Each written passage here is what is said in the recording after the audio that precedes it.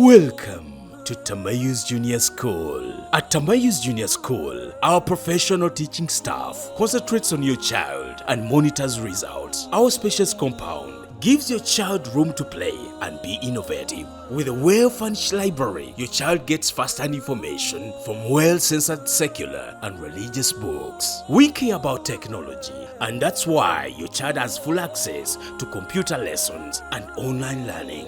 Hygiene and the well-being of your child is priority, and that's why we put much emphasis on how they feed and sleep. Registration is in progress from Primary 1 to Primary 4. Find us in Chira, Chitichifumba, Mulawa, Wakiso District, or contact us on both calls and WhatsApp 0757 802 211. Trust us with your kids. We are ready to serve you. Alhamdulillah.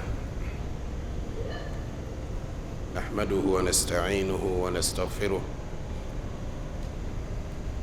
ونعوذ بالله من شرور أنفسنا ومن سيئات أعمالنا من يهده الله فلا مضل له ومن يضلل فلا هادي له أشهد أن لا إله إلا الله وأشهد أن محمدًا عبده ورسوله صلى الله عليه وعلى آله وصحبه وسلم تسليما كثيرا. أما بعد،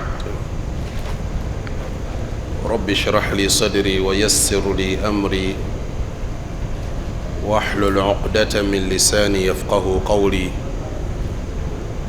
اللهم علمنا ما ينفعنا وانفعنا بما علمتنا وزدنا علما وارزقنا فهما. يقول المؤلف رحمه الله تعالى: باب النهي عن ترك النار في البيت عند النوم ونحوه، سواء كانت في سراج أو غيره. عن ابن عمر رضي الله تعالى عنهما عن النبي صلى الله عليه وسلم قال: لا تتركوا النار في بيوتكم حين تنامون. متفق عليه.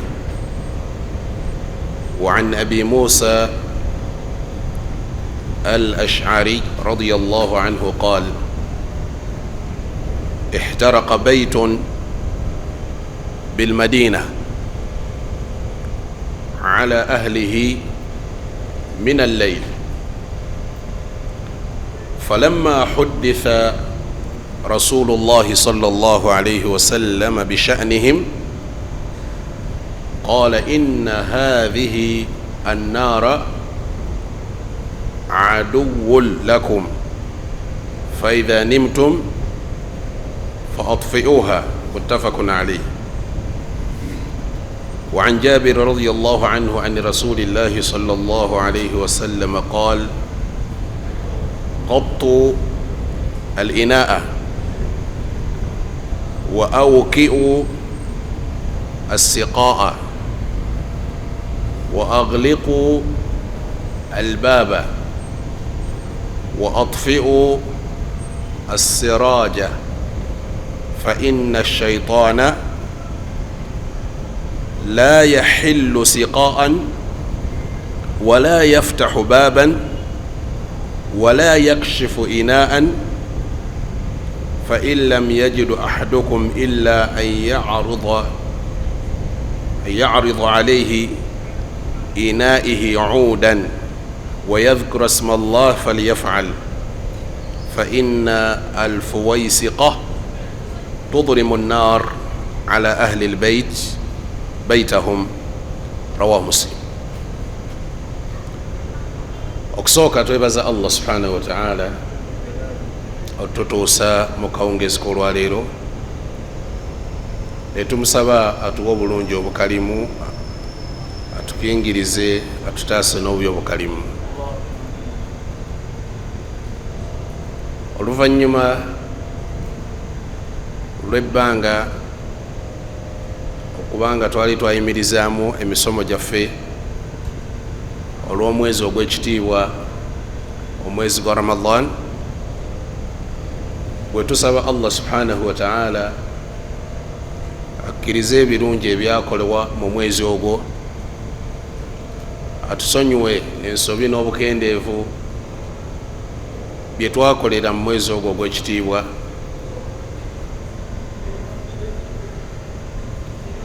Tujja kwatandika omusomo gwaffe gwe tusoma buli lwakubiri ogukwatagana ne ahadith za Rasul sallallahu alayhi wasallam, hadithi z'omubaka Muhammad sallallahu alayhi wasallam, nga bwe twali tukomekkereza tunatera okuyingira banga tuyingidde mu mwezi gwa Ramadan, twatunuulya kitab al-manhiyat, ebintu ebyaziyizibwa ebitakkirizibwa bye tutambulirako, nga tuzze tunuulira ensonga ez'enjawulo. Ng'olwaleero Imaamu Nawawi rahimahullahu ta'ala atuleetedde omulyango guno, baabu annahyu an tariki annaara fi lbait. Omulyango guno kyaziyizibwa okuleka omuliro mu nnyumba, okuleka omuliro nga gwaka. Muliro ki? Tujja kuba tukutunuulira gwayogerako sallallahu alaihi wasallam, naye ekikulu kya byonna nti omubaka yaziyiza omuntu okuleka omuliro mu nnyumba mwasula, wa khasata inda nawmi. Bw'obanga ogenda kuwummula, ogenda kwebaka, tolekanga muliro nga gwaka. Omuliro ogwo kagubenga gwa sigiri nga bwe tugimanyi olwaleero, manda, otaddeko manda, oyinza okuba oleseeko kakando, oyinza okuba nga oleseeko tukayita katya kahita akafumbibwamu akosaamu n'ofumba amazzi. Ekintu kyonna nga kya muliro, omubaka sallallahu alaihi wasallam yakuziyiza okwebaka ng'okireseeko. Lwaki? Yatuwa ensonga sallallahu alaihi wasallam lwaki omuntu yandisuze ng'amaze okuzikiza kye bayita omuliro. Hadithi eva ku sahaba yitibwa Ibn Umar radiyallahu ta'ala anhuma عن النبي صلى الله عليه وسلم قال ابن عمر رضي الله تعالى عنه أمن يكدوا ومقبى الصحابة أبي بيتيوة العبادلة بعبد الله بنا أبالي أباكو بنيو مدين يا الله سبحانه وتعالى وخاصة okumanya enkola ya Nabi Muhammad sallallahu alaihi wasallam. Ono baali bamuyita al-Athari, Abdallah ibn Umar al-Athari, sajja yali muntu wa kutambulira mu buufu bwa Nabi Muhammad sallallahu alaihi wasallam. Atugamba nti omubaka Muhammad sallallahu alaihi wasallam yagamba nti la tatruku an-nara fi buyutikum, temulekanga muliro mu mayumba gammwe, temulekanga muliro mu mayumba gammwe. Hina tanamun, bwe muba mugenda okukola ki? Okwebaka. Yakozesa kigambo okwebaka, naye bw'omanya nti ennyumba ogenda kuvaawo okutambulamuuko, kakasanga omuliro oguleese omaze okuguzikisa. Lwaki? olwaleero ebifaananyi bingi byetulabirako ffe bennyini betumanyi ti omuzadde yavudde mu nyumba n'alekera abaana kakando agenda okudda nga ennyumba yonna ekoze eki ekutta omuliro eyidde yonna abaana bafiiriddemu naawe emaali yo yennyini erugendeddemu lwaki lwa butazikiza muliro ensonga lwaki nabbi sallallahu alaihi wasallam atugamba nti temulekanga muliro mu mayumba gammwe subhanallah nti eddiini ey'obusiraamu bw'oba ogitunuulidde nti teyina kantu konna ke yalekayo n'ekintu kyolabanga ekitonotono kyotanditaddeko na birowoozo byo olaba nabbi sallallahu alaihi wasallam nakyatulagirira bwe tulina okukikola kikolaba muyahudi yabuuza yagamba nabbi sallallahu alaihi wasallam nti allamakum nabiyukum kulla shay Salman Faris omuyudaaya amugamba naye mmwe nabbi yabasomesa buli kantu konna hatta alkhila n'okugenda emanju naye nabibasomesa yagamba nti allamana kulla shay yatusomesa buli kintu kyonna n'okugenda emanju era mu bye yatuyigiriza sallallahu alaihi wasallam alla nastanji bilyamin bwe tuba bwakwetukuza tetwetukuza na mukono gwaki gwa ddyo buli kamu kati kuzimu ku adabu empisa z'omuntu ng'agenda okwebaka sooka okakase ensonga zino nti ozitereezezza bulungi waliwo ensonga endala zagenda otunnyonnyola sallallahu alaihi wasallam naye ekisookerwako Imaamu Nawawi kyayagadde okussaako ennyo essira titeweebakanga mu nnyumba nga mulimu omuliro ogwaka omuliro guno nabbi sallallahu alaihi wasallam yatugamba nti oyo mulabe wammwe omuliro tuguyinamu emigaso naye ate mulabe ffe nga abakkiriza abasiraamu tugukozesaako katono tetugwetaaga nnyo kitegerekeka lwaki omuliro gulina bannyirigwo abagenda okuguwangaaliramu abagenda okugubaamu ebbanga eddene kati mulabe waffe era tulina musawala nnyo tetumwesembereza omubaka sallallahu alaihi wasallam yagamba nti la tatruku nnaara fi buyutikum temulekanga muliro mu mayumba gammwe hiina tanaamuun bwe muba mugenda okukola ki okwebaka omubaka yatugamba mu hadisi zino nti omuliro aduwun lil insani oyo mulabe wa muntu fa idha abqaha al insanu wa naama singa omuntu agulekawo ng'oguleka mu nnyumba ne weebaka farubbama taati alfuwaisiqa oba oli awo oyinza okuba nga weebase nojjirwa ebyewalulira ku ttaka ebyonoonefu nabbi yabiyita byonoonefu fuwaisiqa naye ng'ategeeza mmese emmese nejja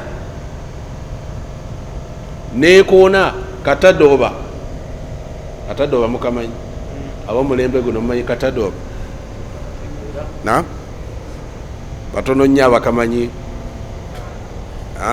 bamanyi bukando naye butadooba buli buli mu qawlu qadimu nkola nkadde akantu ako emmese esobola okujja nga weebase nekatomera ekiro bwe katomera kakola ki kagwa bwe kagwa kayinza okugwa ku buliri kayinza okugwa ku kintu kyonna ekikwata omuliro okukkakkana ng'ennyumba yonna ekutta omuliro kibala nabbi Muhammad sallallahu alaihi wasallam ku bintu bye yatugamba okutta n'emmese mweri emmese ettibwa kubanga eyonoona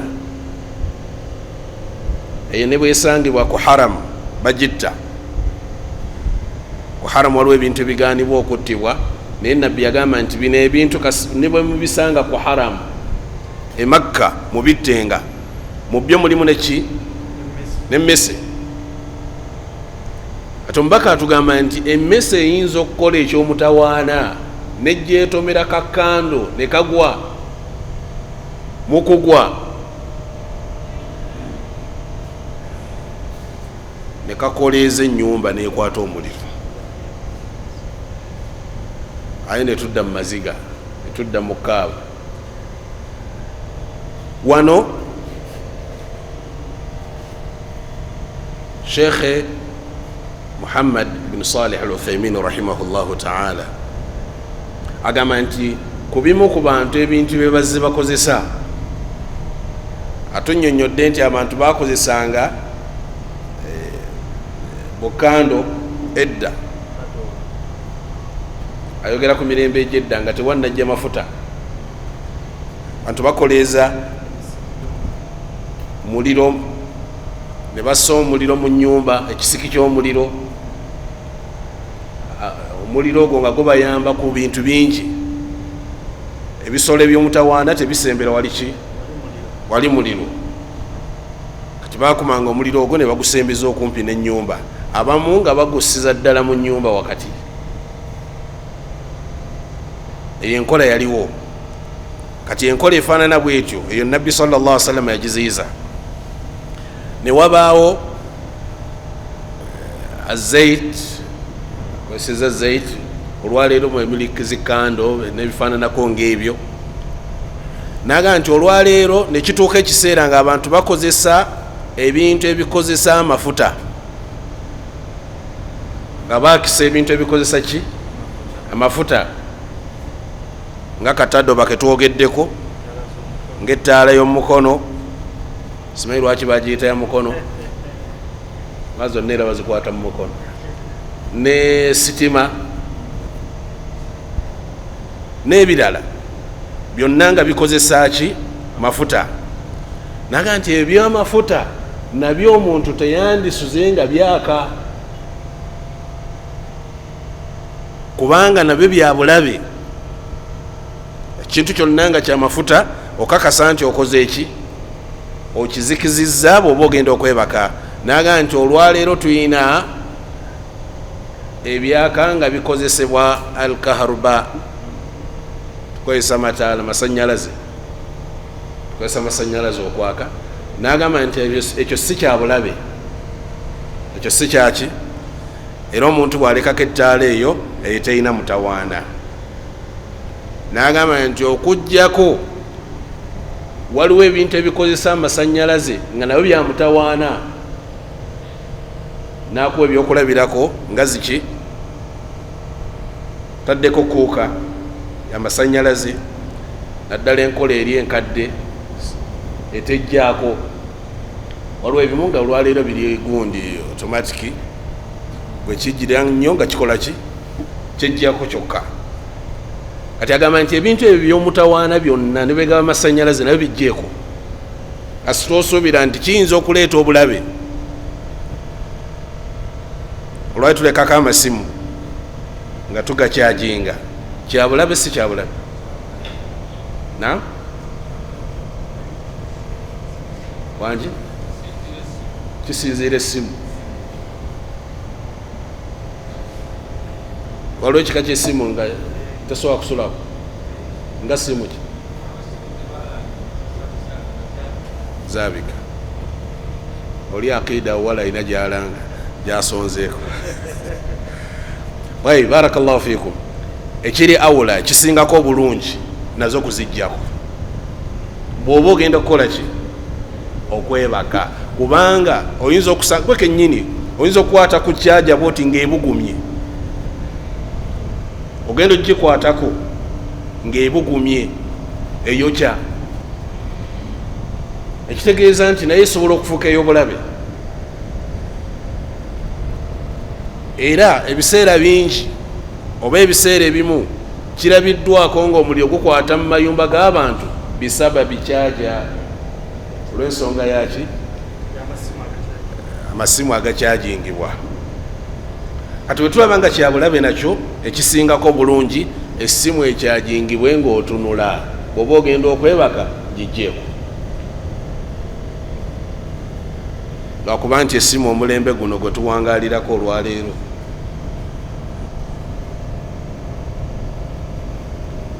bwoba ogenda okwebakako webakira zezi adhikaari ezisembayo oluzuukuka ze adhikaari zozuukukirako essimu olwaleero illa man rahima rabbi kujjako allah baba asaasidde bwoba ogenda okwebaka otulo tukutwala okolaki kati osembayo nossaamu wali mpola ekyajinga ogenda okukeera ku makya era oluzuukuka bwoti alhamdulillahi alladhi ahyana ba'da ma amatana wa ilayhi nushur wa ilayhi nushur ogimalayo nga okolaki yajjudde teyajjudde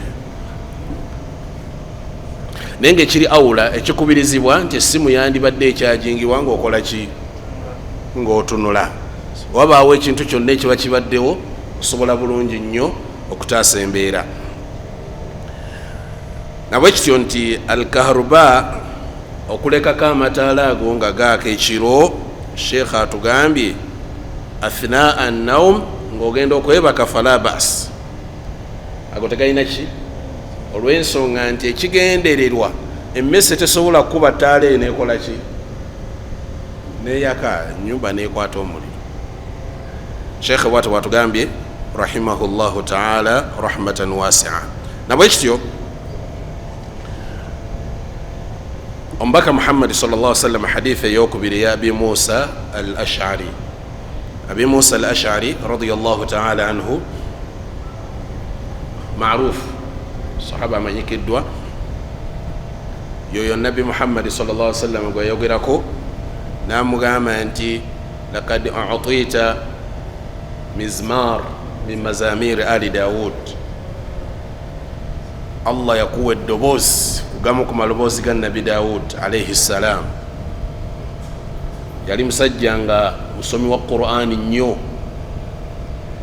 era olunaku lumu nabi muhammadi sallallahu alaihi wasallam nga bwe yali enkola ye ng'ayitaayita mu basahaba be oluusi ekiro yayitako ku maka ga abu musa al ashari nga qur'ani eri mu nnyumba kyamuwaliriza okutuula okukola ki ogiwuliriza ng'ali bweru enkeera n'amugamba nti abi musa nawulidde qur'ani y'ekiro allah yakuwa amaloboozi ngaga nabi ani nabi dawuda allah yali yamuwa eddoboozi oba amaloboozi nga bwassaako okusoma ekitabo kye ebinyonyi byonna bijja ne bimuwuliriza ebinyonyi n'ebisolo nga bivaayo ne bijja biwuliriza mukimanyi nti hatta ebisolo nabyo byagala amaloboozi amalungi nebwe kiba kisolo kyagala eddoboozi eddungi mubuuze abalaalo abatambula n'ente ababeera mu nte amanyi noziteerako akayimba nezikyamuka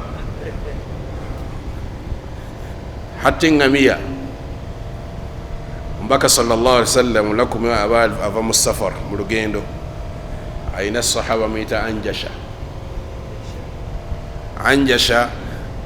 ayina akayimba keyateerako engamiya nezidduka nga zikyamuse nabbi namugamba ya rifqan bilqawariri ya anjasha kwata mpola abakyala ebyatika ojja bisuula byatike abakulu nti abakyala bajja kuva ku ngamiya bakoleki bagwe wansi zireke tezidduka speedi nnyo naye nga ekyo kimanyikiddwa nti amaloboozi amalungi kati nabbi dawuda yali yaweebwa eddoboozi eddungi kati sahaba ono abu musa al ashari yali nga allah yamuwa saut al hasan eddoboozi eddungi era omubaka sallallahu alaihi wasallam ngamba nti mbutuufu allah yakuwa eddoboozi namugamba saategedde nga gwoliwo singa nakitegedde nti ompulire eyo ebweru la habbartuhu laka tahbira wandibadde owulira omusafu munjogere yaffe naalibadde nkusomera qur'ani nenkugirayo amaloboozi gonna eyo siriya wangi riya siriya singa yali riya nabbi yeyandisoose omumugamba nti tokikola ekyo yo riya naye nabbi Muhammad sallallahu alaihi wasallam yagamba nti zayyinu alqur'ana bi aswatikum, muunde qur'ani n'amaloboozi gammwe olw'ensonga nti fa inna as-sawta al-hasan, eddoboozi eddungi lyongera qur'ani ogiwunda. Kati tekyalimu mbeera yakuba nti riya. Kati omubaka Muhammad sallallahu alaihi wasallam sahaba ono atugamba nti ihtaraka baytun bil madina ala ahli, ennyumba yakola ki? Yakwata omulembe gwa nabbi Muhammad sallallahu alaihi wasallam mu kibuga Madina. Kyekyaddirira ihtaraka baytun bil madina ala ahlihi, nyumba yakwata omuliro n'abaalimu bonna. Min al-layl, obudde obwaki? Obwekiro. Falamma hudditha rasulullahi sallallahu alaihi wasallam bisha'nihim, nabbi bamala omunyumiza ku muliro ogwabaddewo ne kyegwakoze bananyini nyumba eyo, nabbi sallallahu alaihi wasallam kyabaga nti inna hadhihi an-nar aduwwun lakum, mazima omuliro ogwo mulabe wammwe, fa idha nimtum fa atfi'uha, bwembanga mwebaka oba mugenda kwebaka muguzikizenga. Kubimu kubitusomesebwa nabbi waffe Muhammad sallallahu alaihi wasallam okubanga tuteekeddwa okubanga tuzikiza ki? Omuliro singa tuba tugenda okwebaka. Kiri mu sunna, wabula kiva mu sunna ne kifuuka ki? Wajib. Kubanga kiri haram okwebaka nga omuliro oguleseeko.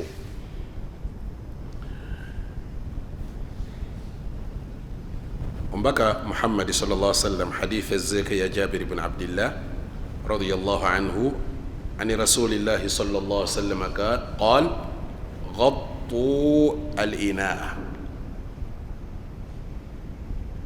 Kati nabbi sallallahu alaihi wasallam atandise otuyigiriza bwe tuba tugenda okwebaka biki bye tulina okukola mu maka gaffe. Ekisooka kya byonna mubikenga ku byombo. Tugamba ebyombo bitegerekeka omuli ki? Bikopo, masefuliya, ebintu byonna ebikozesebwa ebyo mubibikkengako. Wa awqi'u as-siqaa, ebyetaagisa okusibako okusaanikira mubisaanikirenga, omuli ebidomola mubisaanikirengako. Edda bakozesanga eddiba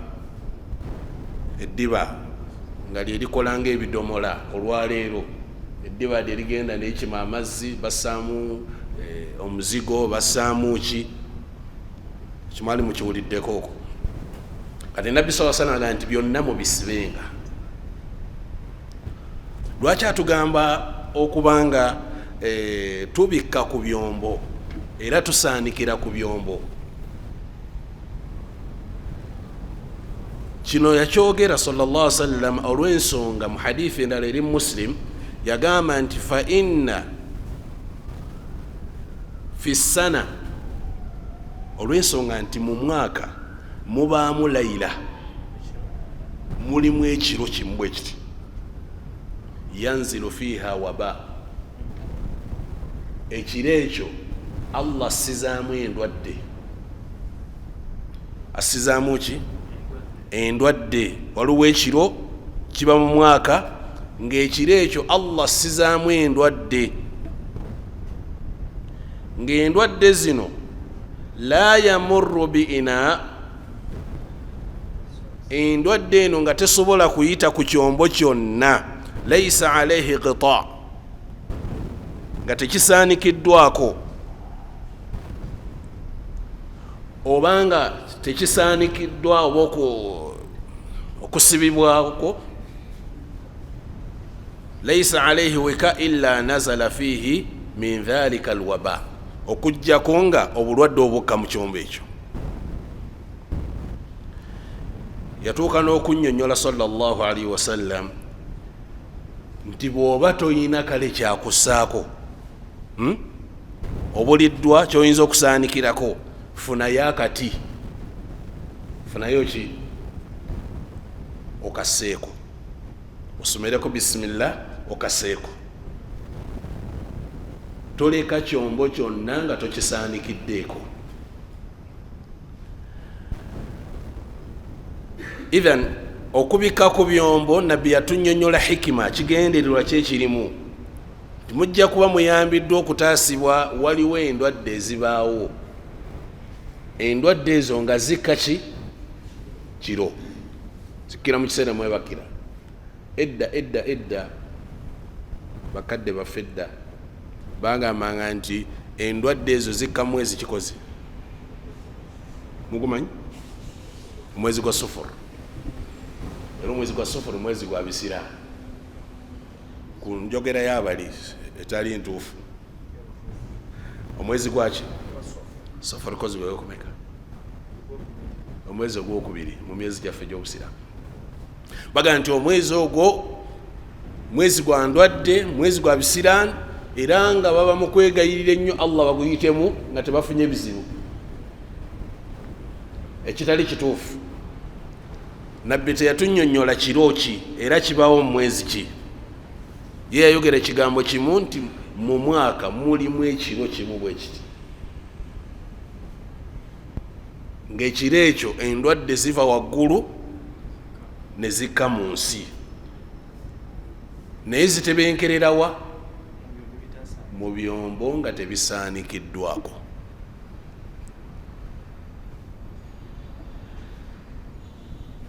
Endwadde zisobola okuba ez'omutawaana. Nabbi kyava tugamba nti wa awki'u as-siqa, oyinza okukivuunika bwe kiba tekirimu kintu kyonna, osobola okukozesa embeera eyo kivuunika. Bwe kiba nga kirimu ekintu kyonna ekikozesebwa, mazzi, mmere, byakunywa byaki, gezaako okulanga osaanikirako obikkako.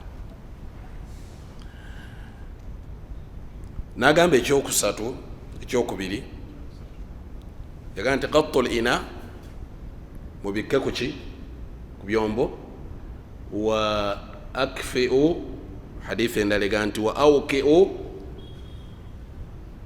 as-siqa,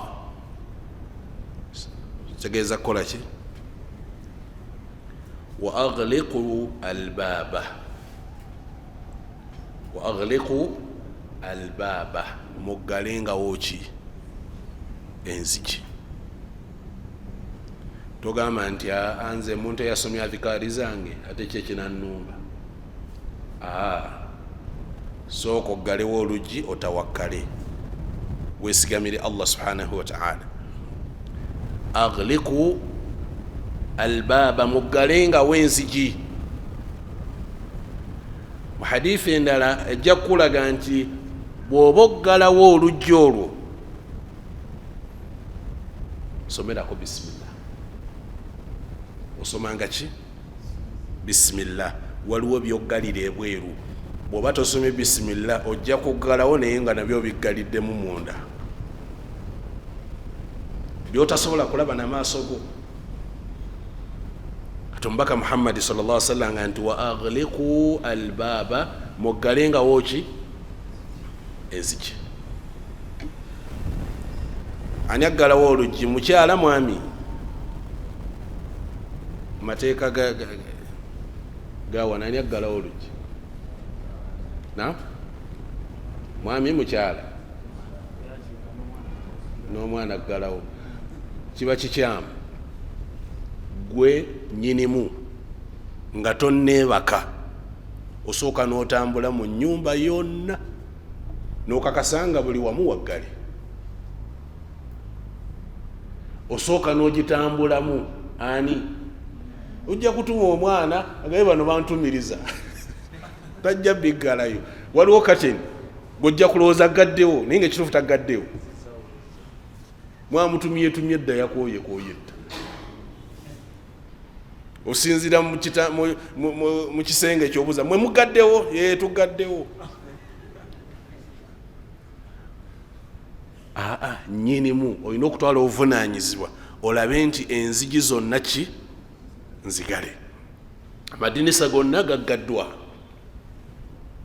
so si kutuma wa agliku albaaba muggaleewo ki enzigi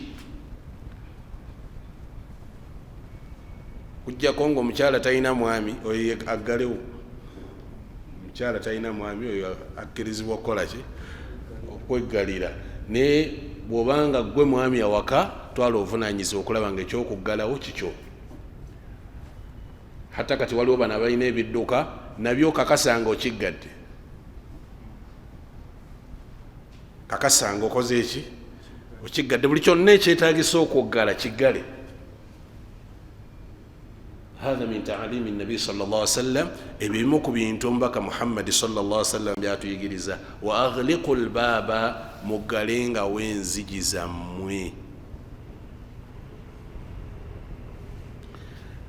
ate enyumba eyinza okubaamu oluggi olusookerwako hatta n'olulwo ku kisenge luggale nolukakasa nti okoze eki allahumma okujjako nga oluggi lwokateni waliwo omuntu okubanga oluggi olwe munda mu nyumba ki soma bisimillah oggaleweera bisimillah ozeewo kateniyo kubanga kibalibwa mu luggi naye nga hatta n'oluggi olw'omunda lwaki walusaamu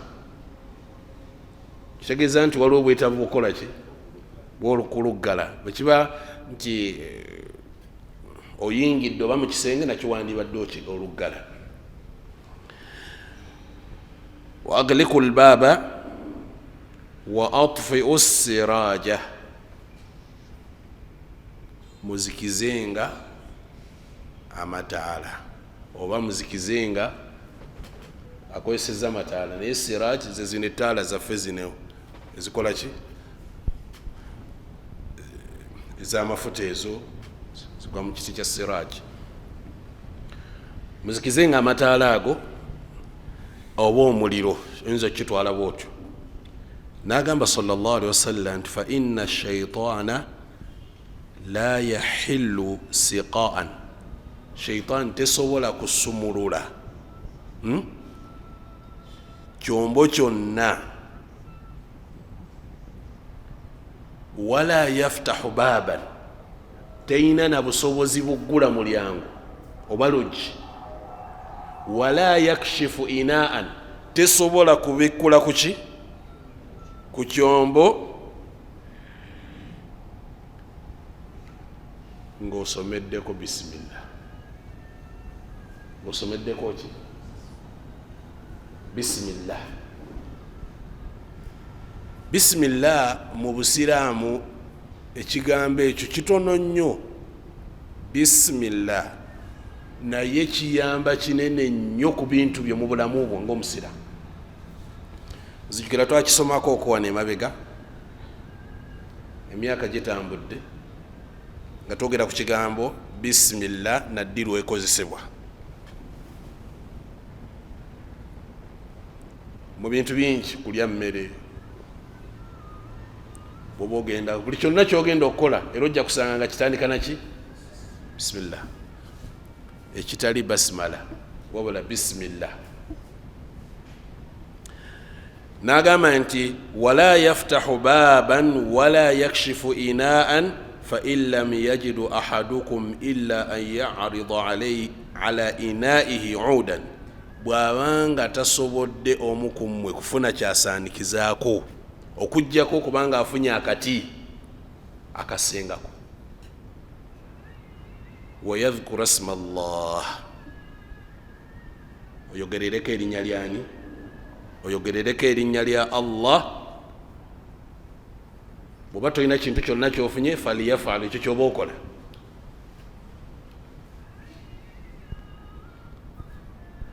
abazeeyi mu byalo bwe baba bafumba enva baddira oluzingoonyo ne bassaako bwe bati mwali mukirabyeko oba naddira omulawo n'agussaako hikima kyerimu hikima kyerimu agidirisa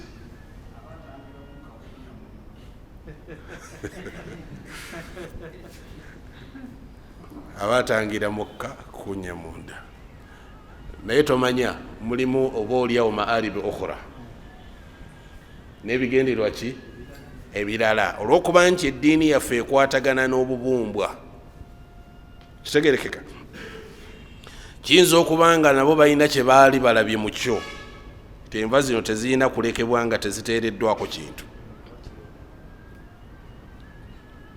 ne bwe buba buugi era ogenda okulaba nga assaako ki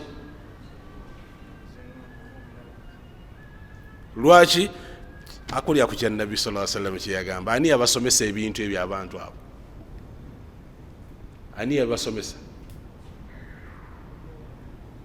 obusiraamu bukwatagana n'obubumbwa bw'omuntu kitegerekeka hatta bayina nekyebakola nabbi sallallahu alaihi wasallam kyeyasomesa mu hadithi endala nabbi sallallahu alaihi wasallam agamba nti idha janaha al-layl bwe mulabanga enjuba ng'egenda okugwayo bweti abaana mubaziyizenga okuzanya abaana tebaddamu kukola ki kuzanya lwaki fa inna ash-shayatina tantashir akaseera ako shaitani zikola ki ziba zeetala zidda muno zidda muli kati omwana ayinza okubadduka n'agitomera n'atomera ejjinni kikolaba baabagambanga edda tibwomenyeka mu kiseera ekyo mwali mugiwuliddeko hadisi tibwomenyeka mu kiseera ekyo toyunga yemwe muzanya ki tuleeko ng'era babagaana okuzanya mukadde ako naye nabbi sallallahu alaihi wasallam yagamba nti fa idha dhahaba sa'atan min al-layl fakhalluhum bwe mulabanga obudde nga buzibidde dda mubaleke kati abadde mubazanye kubanga bo baatondebwa kuzanye kitegereke naye ku ssaawa eyo temubakkiriza kukola ki hatta waliwo hadithi eraga nti n'ebisolo byennyini tetwandibikkiriza kutaayaya mu budde obwo sheitaani nazo ziyinza okukola ki Allah subhanahu wa ta'ala yatonda waliwo ebitonde nga byo bivaayo kiro emisana tolikirabako emisana nga tosobola kiraba ne bwe oyagala otya naye bwe buziba nekikola ki puroguramu zaakyo zibaawo kiro akawundo katambula emisana ako kuyi Allah yakatonda akalina kutambula kiro mumanyi hekima ki mumanyi lwaki katambula kiro emisana tekalaba bwe mukagoba tekabuuka tekagenda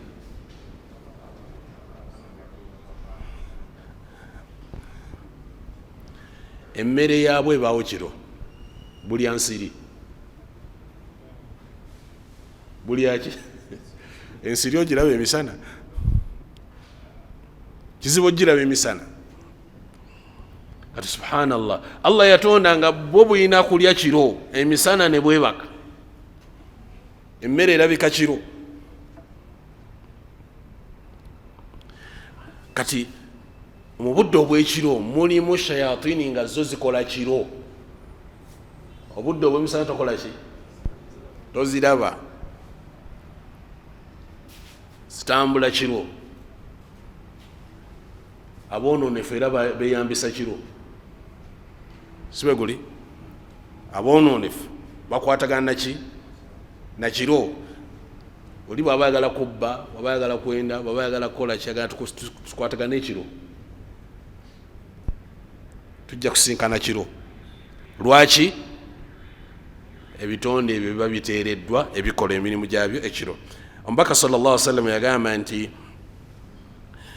wayadhkuru isma allahi falyafalu fa inna alfuwaisiqa olw'ensonga nti alfuwaisiq obuntu obwo bwononefu obwo okozesa bwononefu ategeeza ki mese tudrimu ala ahli lbait baitahum busobola okufuuka ensonga ne bwokya abantu ne bwokyera mu mayumba gaabwe nabwekityo nti omubaka muhammadi sallallahu sallam atulaze mu bigambo bino nti yambagi lilinsani idha nam an yaghliqa albab omuntu aba agenda okwebaka asaanidde aggale ki aggale oluggi wakadhalika yambagi lahu idha arada an yanam an yughatti lina bwoba ogenda okwebaka osaanidde okukola ki okubikka ku byombo walaw biwad'i udin alayhi kubenga otaddeko ki kati fa inna fi dhalika himayatan lahum min ash-shaytan ekikuyambako okubanga otaasibwa omulabe ki shaitan tufunza mufunze tumufunza ensonga lwaki nti tomukkiriza kwesembereza emmere eyo tomukkiriza omubaka sallallahu alaihi wasallam yatugamba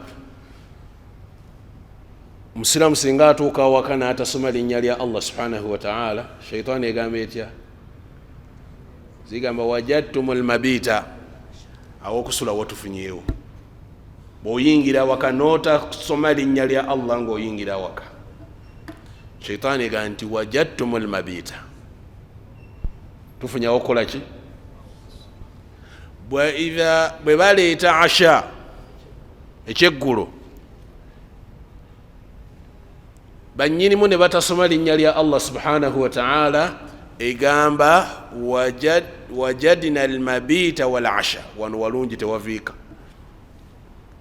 tufunye awokusula nekyeggulo tukifunye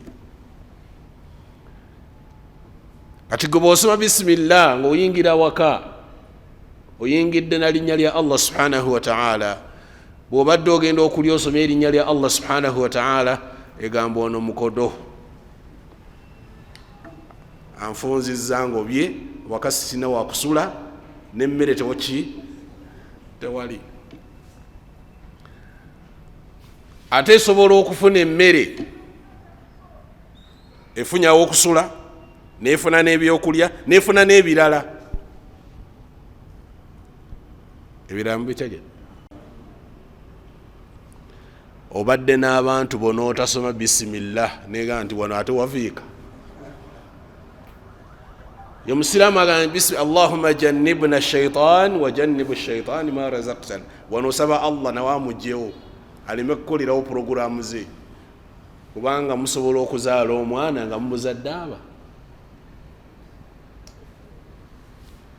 yoyo omwana gwogamba nti naye no shaitaani yennyini mwana gwe shaitaani yennyini lwaki omuyita shaitaani yennyini namayinza okubanga ekitonde kiri kyetaba mu mikolo olina ogifunza wonna togikkiriza kuyingira tokkiriza kulya ku mmere tokkiriza kulya ku kyaggulo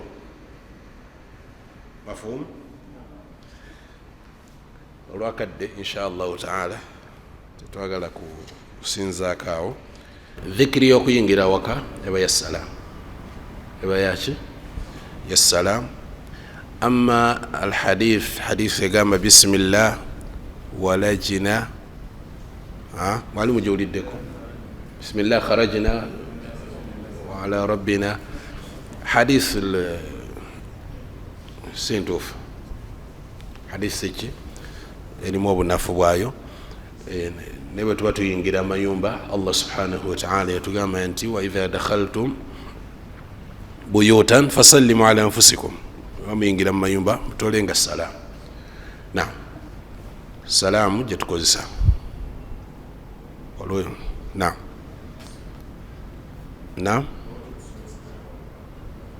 kuggala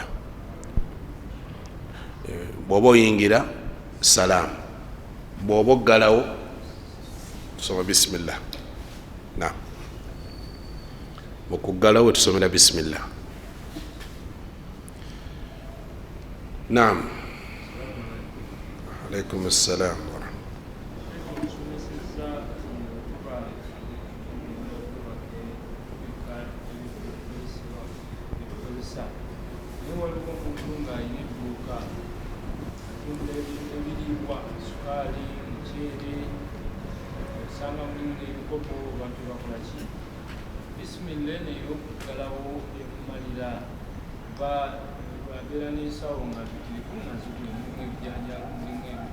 Babikakeera kizibu omuntu ow'edduuka okuleka sukaali gwatunda nga takoze eki tabiseeko, ajjira akaveera kennyini aba akakutiya n'akazinga n'abikkako. Nabo tebasobolera bireka bwe batyo, olina okubikkako, olina okukola ki? Okubibikka ebyetaagisizza okubikka naddala. Naam.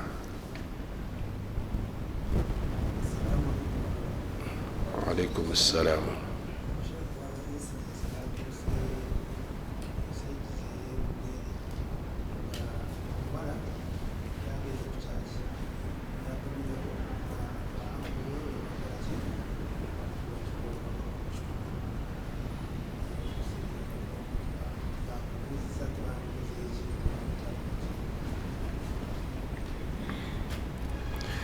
Tayib. Twebuuza lwaki yagenze ekisooka kya byonna. Ekibuuzo kyo mukiwulidde? Waliwo akatambi akatambula nga kaliko mwana muwala bamukuba kibooko, bamukubye embooko nga 10 mbu, ng'ekimukubya kibooko 10 yagenze mu kyaki, bazadde bamukubye kibooko 10 aba bafamire endooza babadde banjiko. Ekisooka kya byonna lwaki yagenze? Ebiseera ebisinga omubaka Muhammadi sallallahu alaihi wasallam nga tannakola kintu kyonna yabuuzanga nnyo lwaki, oluvannyuma lw'okumanya lwaki n'alyoka akuwa ekituufu ekyokukola. Oba muntegedde?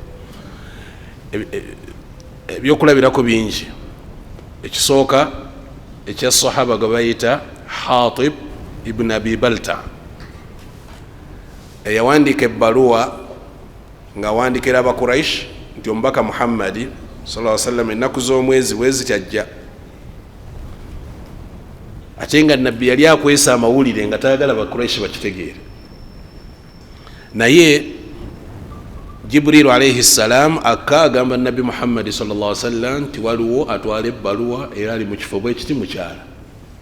Nabbi n'atumawo basahaba baali babiri, omwali Ali nga mugende mu kifo bwe kiti mujja kusanga omukyala atwala ebbaluwa, mujjeko.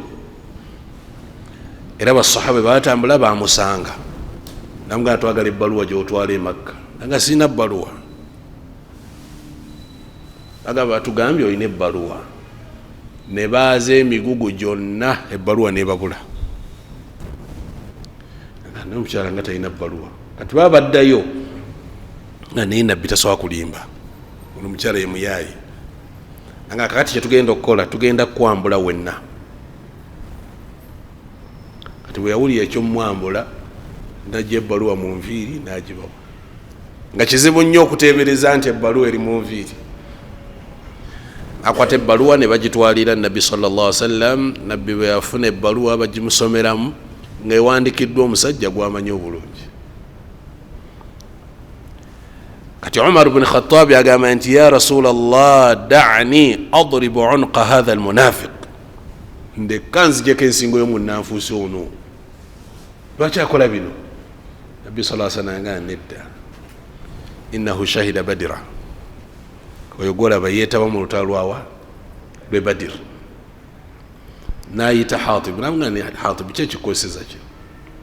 Nanga nti ya Rasulallah nkulayirira Allah sikikoze lwa bukafiiri oba bunnanfuusi oba lwaki, wabula mbadde mpandikidde abantu bange, famire yange yeetegule. Kitegerekeka kubanga olutalo bwe luba luzze terukola ki? Terusosola, bo badduke bagende. Kati yakikola mu mutima gwa kulumirirwa ki? Bantu be. nabbi saa sallam yatunulira ensonga ye namuleka naye amala kolaki kubuuza kyekikozeseza kino n'omulala yamusanga ayina akawuzi akaddugavu keyesibye namubuuza musiraamu ako kaki ku mukono nanga nti minalwahina hathi kalina bekatasaako ebizibu ebimu bwe yakyogera nabbi nanga nti enziha kajjeeko mangu fa innaka law mutta wahiya alaik singa ofudde nga akantu kano kakuli ku mukono ma aflahta abada tewandizeemu kukolaki nabbi lwaki amulamudde ono amulamudde oluvannyuma lw'okumanya kitegerekeka kakati ebiseera ebisinga okuba obukubi tekimala ekizibu oba tokijjeewo kubanga ojjamu kuba nga bwe yakubiddwa abule janaababulidde munamunonyayo era kati ekizibu oba tokijjeewo ekizibu kutuula naye kumunyonyola kumanya kituufu biki bwe bityo ala kulli hal ebintu ebimu bikolebwa naye nga babikola oluusi babikola lwa butamanya babikolawo ki lwa butamanya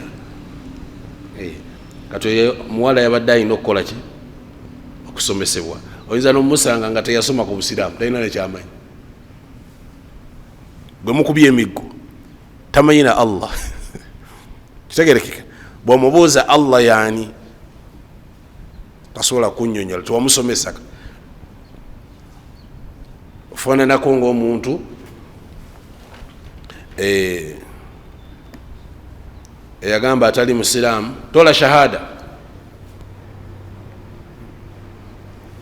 shahada kyeki anti gwe kikulu tola shahada namugamba shahada njitoole ntya kyeki tola shahada bwotagitoola oweddi nga nagamba shahada enyini takimanyi kyeki awulya bulizi bashekhe basomesa omuntu okuyingira eddiini atoola shahada kati bamubuuza shahada kyeki gwe kikulu tola shahada nga takimanyi nti shahada ye muntu okugamba ashhadu an la ilaha illa Allah wa ashhadu anna muhammada rasulullah kitegereke kati oyinza okusanga omuntu nga bambi bwatu bwafaanana atamanyi akali naddala eyo mukyalo eyo gye bamukubidde emiggo yirimu eri eyo ntono wallahu alam naam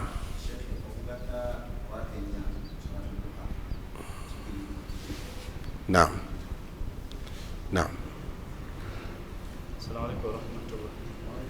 Kula bicho muli okuzizibwa okubatizibwa n'omuli omayumba tulina amayumba getumanyi nga bebagasimbi wateekamu ebifo bakubira engeri y'omuliro singa wabuki kyo kiramula kiti ekyo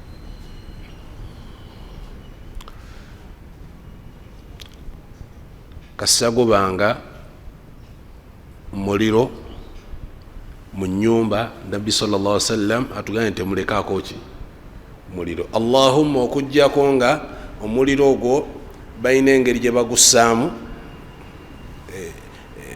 mu nkola ey'okuba nti siyene yaffe ya bulijjo bagutadde gye bagutadde nga gutuweereza ki bugumu tegusobola kwokya tegusobola kukola ki ekyo kirala naye bwe tuba nti nga bwe twogedde ku butaala ku butyo obuntu obufaanana bwe butyo obwo tulina okukakasa nga tuzikiziza omuliro ogwo hatta n'ogwo gwennyini nagwo si mulungi ebiseera ebisinga oyinza okuddira esigiri n'ogisa gy'ogitadde noga ngitadde mu makkati ekintu ne bwe kiba kikubye tegusobola kukola ki kosa naye era ebiseera ebimu mulaba abantu abamu nga bafudde ekiziiro omuliro gwafuuse ensonga ne baziira bonna ne bakola ki abamu batugamba nti waliwo amanda nga ga butwa eryanda nga liwataddeko butwa kati okwewala ebyo byonna ekisingako bulungi obutesembereza mulabo oyo. Naam, wallahu a'lam. Tukiza ebibuuzo bibiri.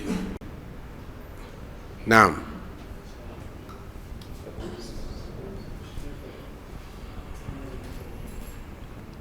Situwa ku ddoboozi.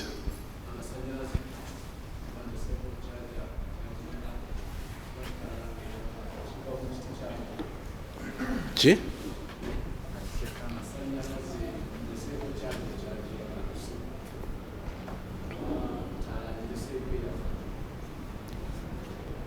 Naam, tukyogeddeko kyaja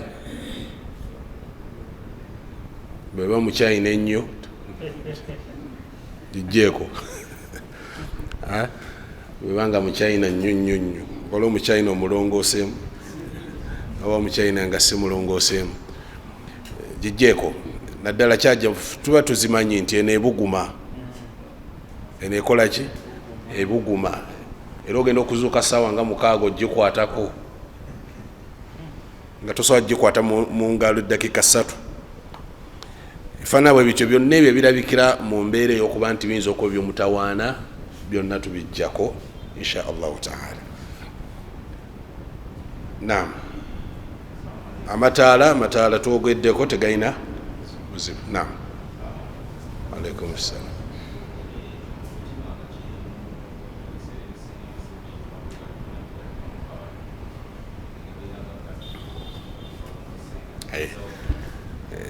Ogedde ensonga abamanyi bakyogerako nakyo tisinga biba biterekeddwa mu kabada gyotaddemu n'obitereka mu kabada ate byo biramulwa bitya bwe mba sibibisseeko. Bakinyonnyola ne bagamba nti ebiteekeddwa mu kabada ekyo kimanyikiddwa ng'ekifo ekikuumirwamu ebintu. Kati obanga okitadde mu kifo ekikuumirwamu ebintu ekyo tekirina mutawaana, kitekirina ki mutawaana. Newankubadde nga abamu kubamanyi baga nti ekisingako bulungi bw'oba olina ebisaanikirako ne munda n'ebisaanikire ekisingako bulungi. Wallahu a'lam. Nze kambuuze ekyange,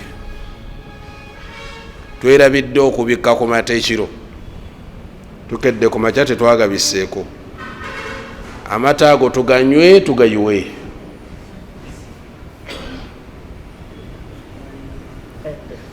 Afutuuna ya mashayikh mutuwe fatwa. Naam, Bashir agambye mugayiwe.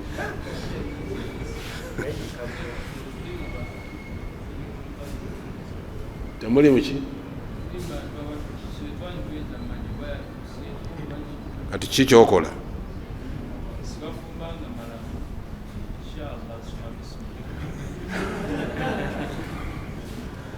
Naam,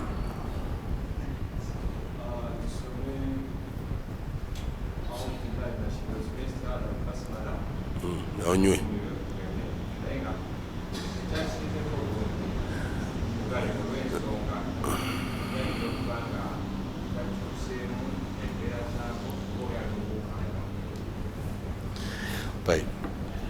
Omubaka Muhammad sallallahu alaihi wasallam sahaba yamuleetera mubisi nabiif,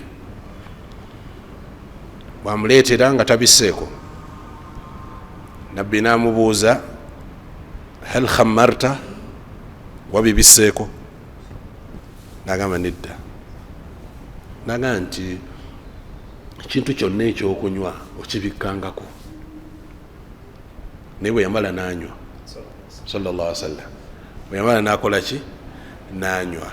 Ekitegeeza nti bw'obanga obadde weerabidde obanga obadde okoze eki, insha Allah toyuwa. Samillaha, soma bismillah. Basheikh baleetawo adhikari nyingi awo. Bismillah alladhi la yadurru ma'a ismihi shay'un fil ardi wala fis samaa wa huwa as-sami'. Someye edduwa. Nabbi yagamba nti omuntu bw'agisoma emirundi 3 lam yadurruhu shay, tasobola kukosebwa kintu kyonna. Kati abamu bagamba nti soma okole ki? Toyuwa. Naam.